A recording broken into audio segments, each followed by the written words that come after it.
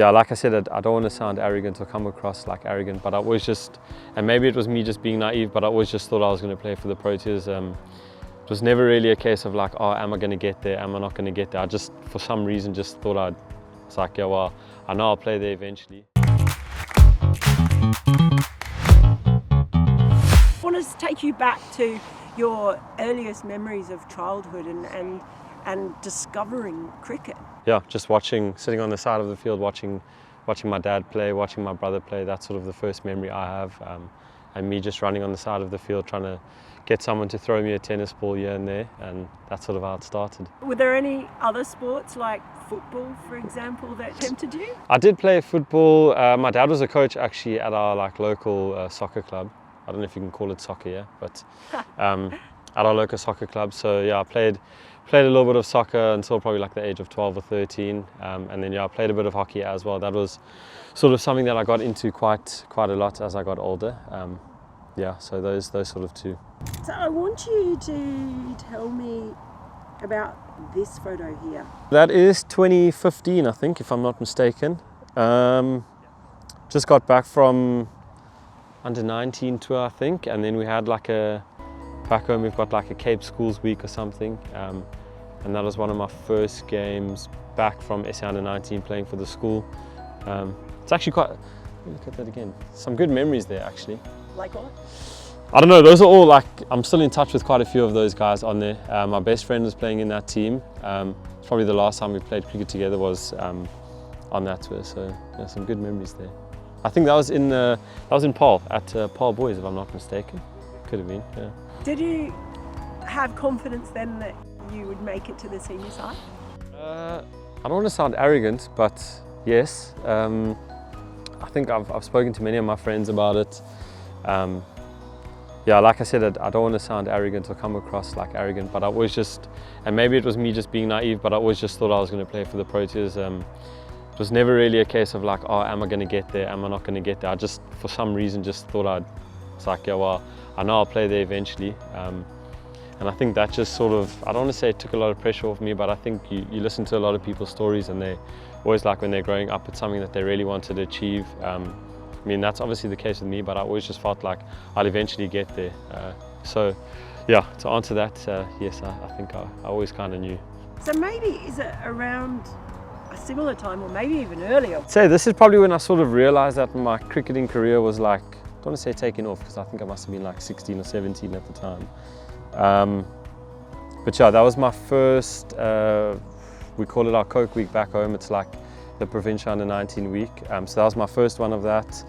I went on to make, I think, SA Schools after that, at the end of that tournament, and that was sort of like the sort of start to my cricketing journey or cricketing career, if you want to say that. Made SA Schools after that, and then went on to SA under 19 and sort of just went on from there. There's also some good players in that team. I love this. What is this photo about? It's a bit depressing. That's after we got knocked out of the under 19 World Cup in Bangladesh. Don't know why we looked so happy. That is myself and Dean Foxcroft. He's now gone on to New Zealand. I think he's played a couple T20s, if I'm not mistaken, for the Black Caps.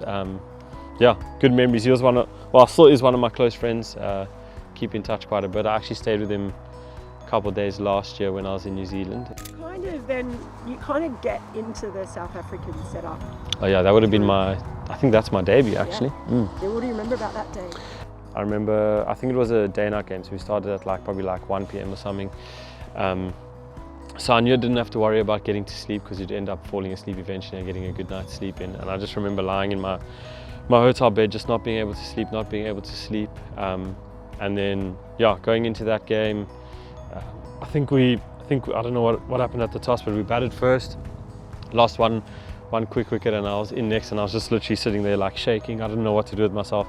It was awful. It's one of the worst feelings I've had ever. Just from a nervous point of view, I've never been that nervous in my life before.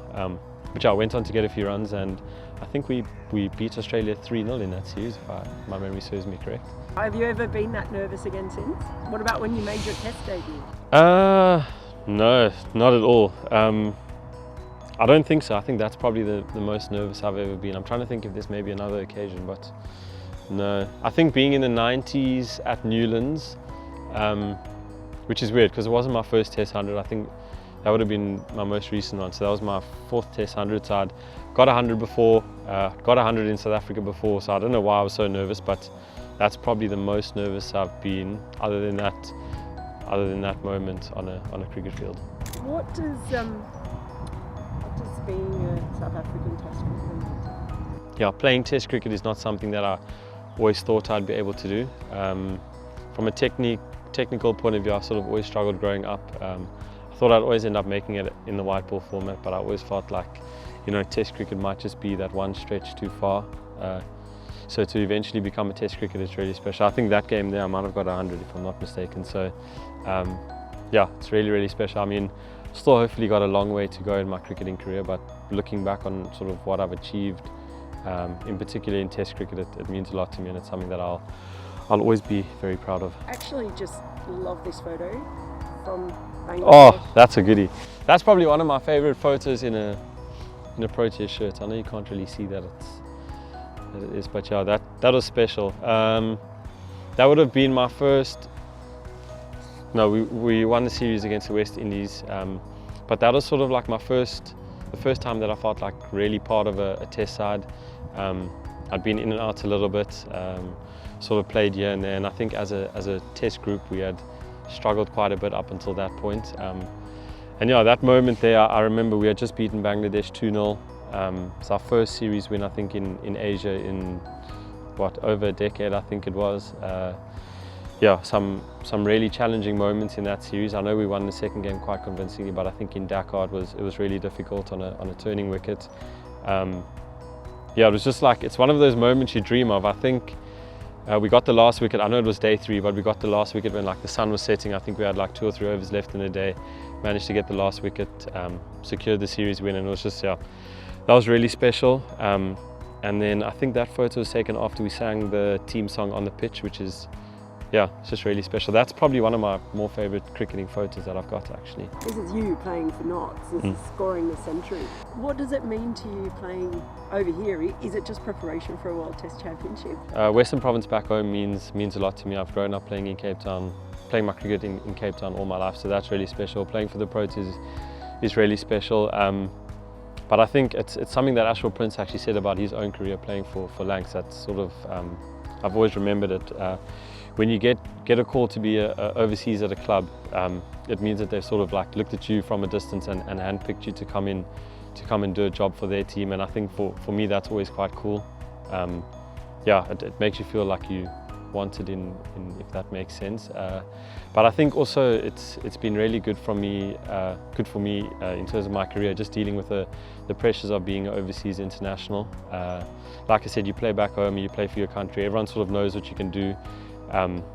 That's around you, but when you come in as an overseas pro, you're expected to perform, but at the same time no one's really seen you up close, no one's really seen how you go about things, so there's a lot of pressure along with a lot of expectation, and I think that's been really cool for me over the last couple of months and a little bit of last season, just yeah, how that's allowed me to grow as a cricketer. I think in the last 6 months or so, since my last stint here and including this stint, I probably learned more about my game than in my whole career previously, so it's been really cool. And yeah, like I started off saying, it's really special that a club sort of handpicks you and gets you in to come fill a specific role. Yeah, I think that's quite cool. So if you could go back in time and the little boy who was on the side of the field watching your dad and your brother play, knowing what you now know about cricket and life, I guess, what bit of advice would you give to yourself as a kid, that little boy?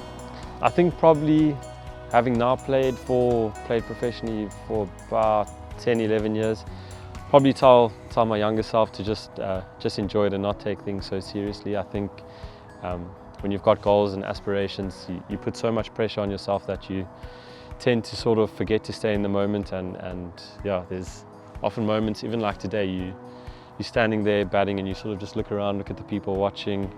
It's really cool that that's what we do for a job, and I think sometimes you get so caught up in it that you don't actually enjoy it. So probably tell my younger self to just take it all in, enjoy it as much as possible, and yeah, not take it as seriously as I probably have done. I think there's so much more to life other than cricket, although it is quite an important part, but I think I just tell myself to try and enjoy things as much as possible. I'm Verreynne. I'm now a Knots and South African cricket player.